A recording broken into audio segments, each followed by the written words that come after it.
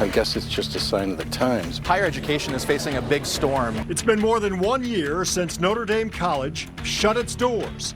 More than 100 years after they first opened in South Euclid. I never saw this possibility happening. I really thought when I came here I'd be here for the rest of and graduate here. Students and staff left to scramble to figure out where they would be the next semester. Why would they do that to the kids that have been recruited and crush their dreams? It's kind of surreal. And while most have found a path towards a new future, their former college campus still sits empty. Now, some wonder, could lawsuits lead to progress? Well, now Ohio's top cop is suing the defunct nonprofit college's board, saying more than $2 million in donor money was misused. And the major lender on Notre Dame's campus is now pursuing a new path toward a sale. News 5's Michelle Jarboe breaks it down. Just to drive by and know that nobody's here, there's no football games, there's no soccer games. Justin Tisdale grew up around here and went to Notre Dame College.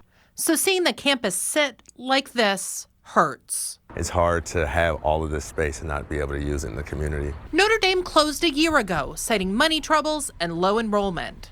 A move Justin and other people challenged in court. The whole goal of Notre Dame College was to serve the underserved, and that was a big piece of why we got into this fight. Now more lawsuits are piling up, with one from Ohio's Attorney General, accusing the nonprofit college's board of misusing donations, complicating a year-long push to sell the property and pay off debt. I think it's taken a lot longer than anyone had initially hoped. Michael Love, the city's development director, knows what's at stake. It's very rare in a community like South Euclid that a 50-acre site becomes available.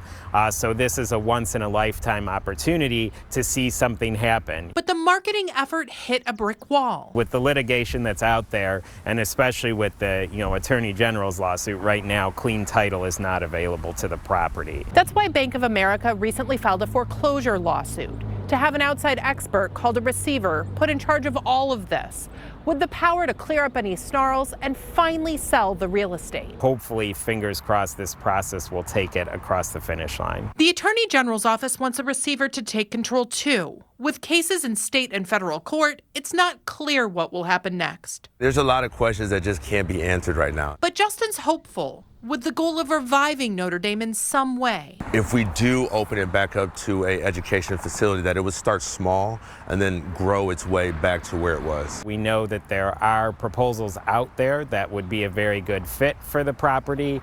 For a variety of reasons, they haven't been able to proceed with actually purchasing it. For everything from a soccer training complex to housing. We want to see Notre Dame preserved. We want to see the historic buildings preserved. And I think one of the most important things is we want to see the public access preserved. Where people have walked, biked, and relaxed for more than a century. We don't want this property just to sit here for 10, 15 years and nothing happen to it. In South Euclid, Michelle Jarboe, News 5.